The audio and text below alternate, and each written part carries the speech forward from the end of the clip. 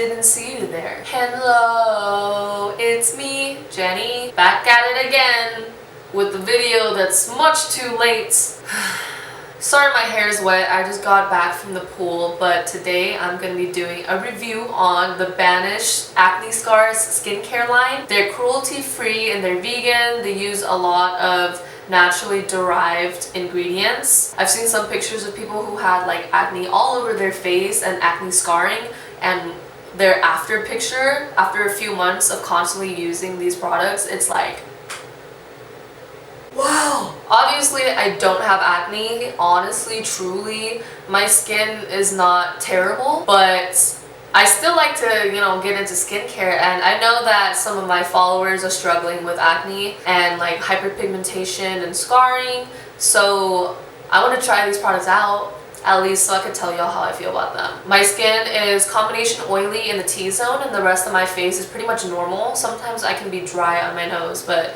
that's basically it. So that's my skin type. And now let me zoom you in so that you can see my skin texture and all the hyperpigmentation and stuff that I have. My skin texture overall is pretty smooth, but I do have a lot of dark spots kind of all over my face. I have redness around my nose. I was hoping that some of these products could help with the dark spots. Okay, so moving on to the products that they actually sent me. So the first thing they sent me was this Banish oil. So let me read you some stuff off their website about the Banish oil. So they said it's the same formula as their vitamin C serum, but they just changed the name. And a lot of the active ingredients in this are like vitamin C, vitamin E, and ferulic acid. I think their whole line is vegan and cruelty-free.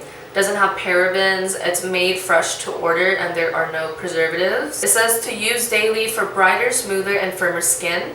You're supposed to use it at night or pat it on after using the whole Banisher kit. So the vitamin C is supposed to help with skin and overall health, and it's used to create elastin and collagen to keep your skin nice and firm. It's also an antioxidant, and antioxidants slow down the body's aging process and protect your skin.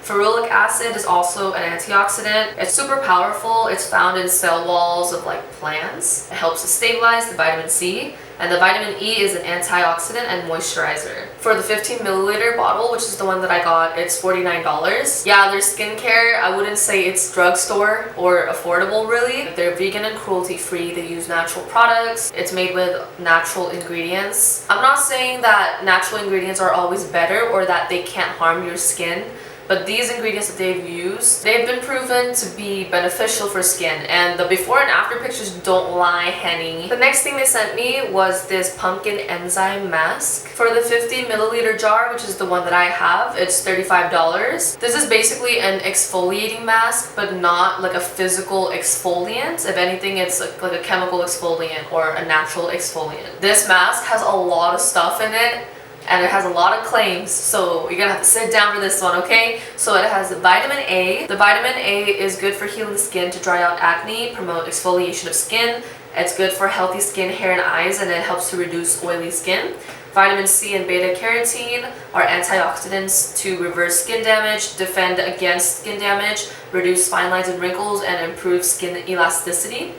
AHA, which is a chemical exfoliant called alpha hydroxy acids. They fight to slow off dead skin cells, brighten skin, show off healthy glowing skin, and keep your skin moisturized, and helps with flakiness. So there's that mask. I'll show you a demo in a second. I just want to read all of the claims and all the ingredients for these products first. They also sent me this activated charcoal clay mask. This mask is $29. Since it has clay in it, clay is usually used for detoxifying skin and pulling impurities deep down within the skin. The activated charcoal powder has the ability to absorb impurities up to 100 to 200 times its weight. Since the charcoal will absorb all the toxins and oils, your skin won't reabsorb the bad stuff while the mask is on. This mask is for absorbing impurities, to deep clean skin and pores. It reduces the look of large pores, absorbs excess oils, and reduces blemishes and softens skin. Oh, this was also featured on Huffington Post, I guess. Wow. The last thing they sent me was this, and this is called the Banisher.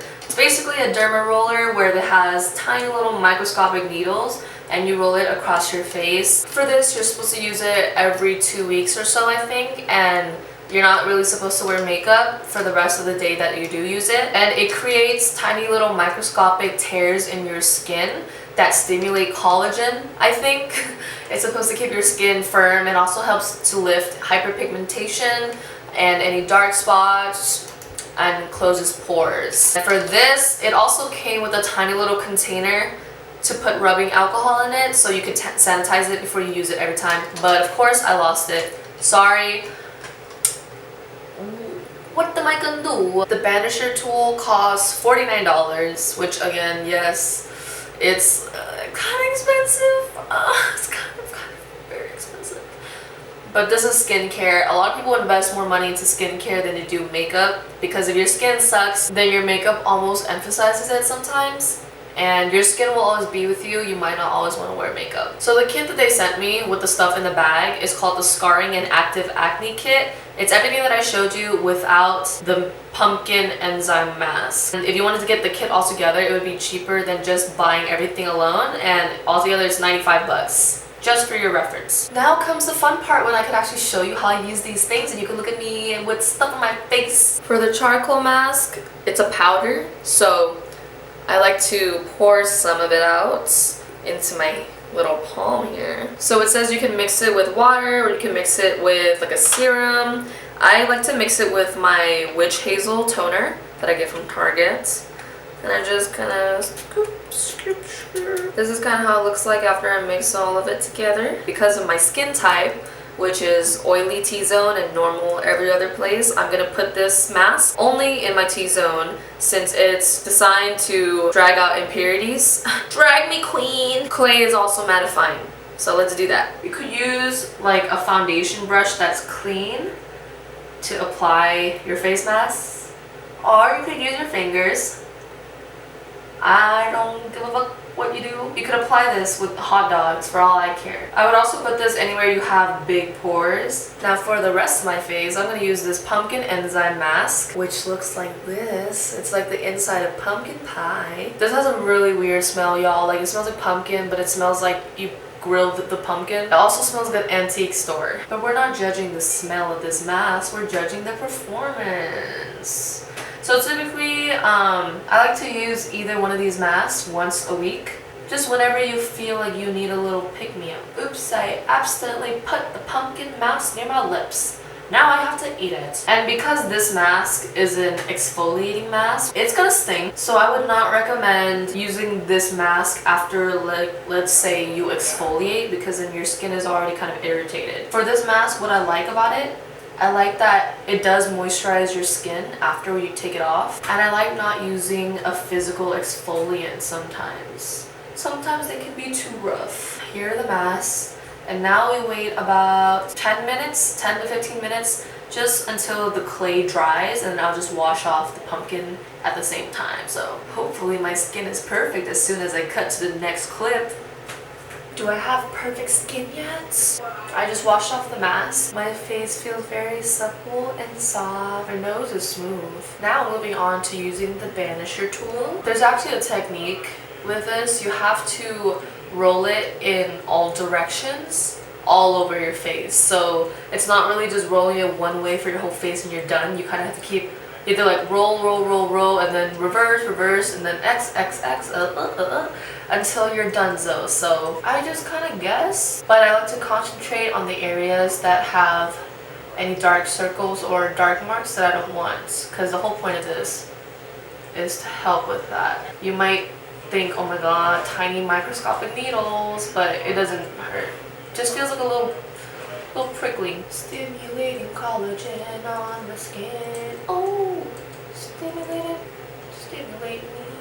Trying to go over my smile lines to get them to calm the fuck down, or else I might never smile ever again.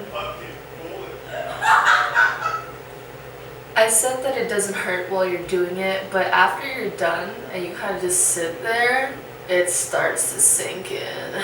And if your face feels kind of tingly, it stings a little bit, but you're purposely irritating your skin so that your cells can regenerate and make you look all good. So the last step is the banish oil, which I'm going to use in a minute, but I'm going to let my skin calm down a little bit and spritz my face with a little witch hazel toner before I put that on.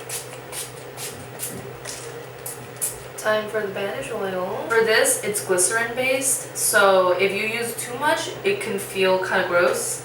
So I'm just gonna use 3 drops for now because my skin is oily, so I don't want to feel oily. Another drip drop. Rain top. Rain top. And when you put this on, this is gonna burn. It's gonna burn. It's burning my face, yes, but if good skin is the outcome, I will endure the pain. I want to say I used like 5 drops and that covered my whole face without making it feel sticky or oily. In the past I've used this and I didn't like how sticky it felt, but it's because I used too much. And if you're going to be using this, it's best to use it at night because it just kind of, like your face kind of feels a little tacky after you put it on. Here's a close-up of my skin after doing that banish routine. It might look a little more irritated because I literally irritated it. I provoked it. My skin's gonna look so good tomorrow, bitch.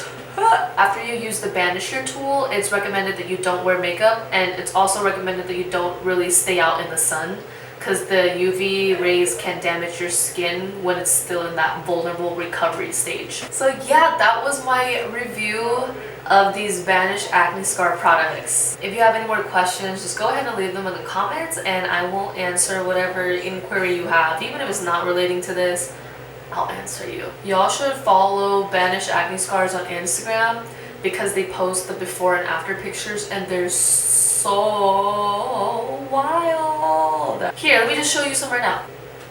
Bing, bong, bang. Isn't that amazing? Wow, I'm shooketh. That was my review. Boom, boom. And even though they did send this to me for free, my review of their products is not biased. If I didn't like it, I would tell you. Okay, I try to be as honest as I possibly can, especially with products that aren't super cheap like these. I don't want you to spend money on something that you won't like because I just wanted to make the company look good. Alright, thank you so much for watching. I'll see y'all in my next video. Tell me what you want that to be, by the way. I'm down to do like any kind of video. Just tell me what you want. Yes, that is it. Please like, vomit, and subscribe if you like this shit for whatever reason. I'll talk to y'all later.